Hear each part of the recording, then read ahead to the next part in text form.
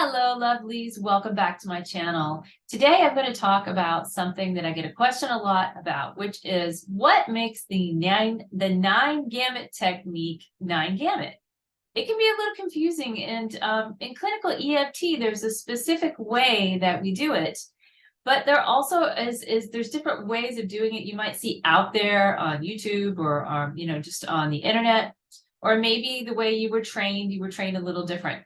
So just before I go into it, I just want to say that, with EFT as a body of knowledge, it's just a living body of knowledge that's always being moved forward, and it's being worked by everyone that's in it. So there's no like exact right or wrong way to do it. It's just what works best is essentially what's happened is that, while clinical EFT is evidence-based, that doesn't mean that something isn't valid just because it doesn't have evidence that backs it up.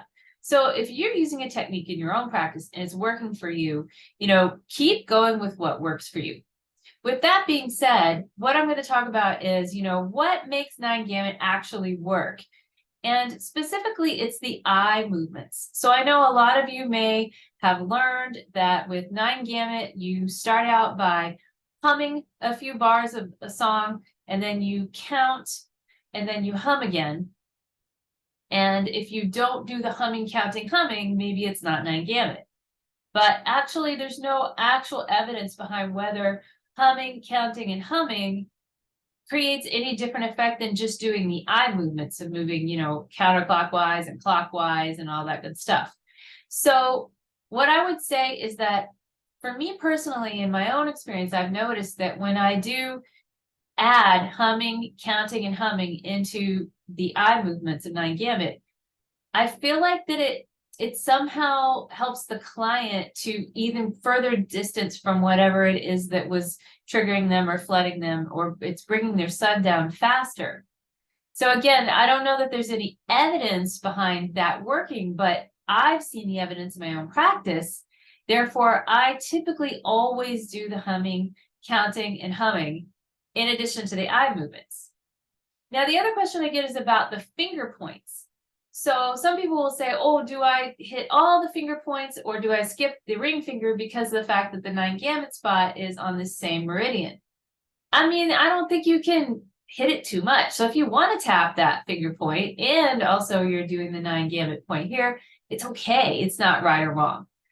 Do I do the finger points every time I do nine gamut? No, actually, no, I don't. I'll add finger points in as alternate points when I want to add extra points in. Why do I do that? Well, if I find that the client just needs more time to process something where we're in a round and maybe the sub level isn't coming down, and I can see that they just need a little more time to work through it, I may add in extra alternate points in addition to the basic recipe, and that one of which would be all the thumb and the finger points, right here on the edge. So, and I typically will do both hands when I do these points. But if you want to do the full nine gamut, you can actually start by doing all the finger points, and you can skip the ring finger if you want, or you can tap it.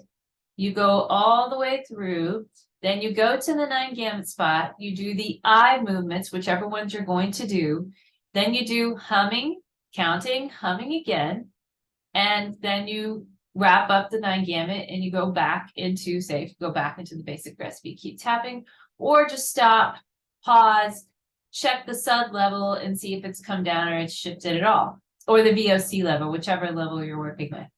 Okay, so I hope that helps. I hope it clarifies some of your questions about nine gamut. Again, I don't think there's any wrong way to do it. I mean, the only thing I think is if you skip the eye movements, then you're probably not really doing nine gamut. So I feel like the eye movements themselves is what really makes nine gamut work.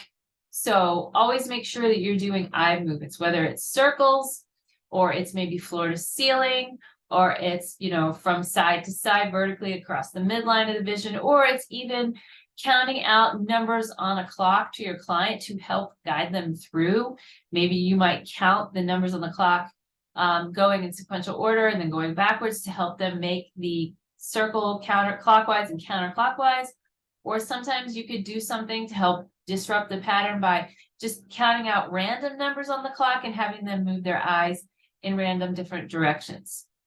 Another thing you can do is you can ask them to either slow down or speed up their eye circles. So sometimes some clients, you'll see them going really, really, really slow, and sometimes they're going fast.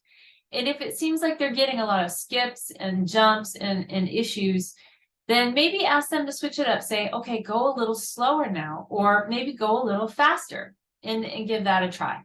So experiment, be creative with it. This is your practice. Again, it is a living body of knowledge, and every time you practice it, you move it forward. I hope you enjoyed this video today, and I'll see you next time.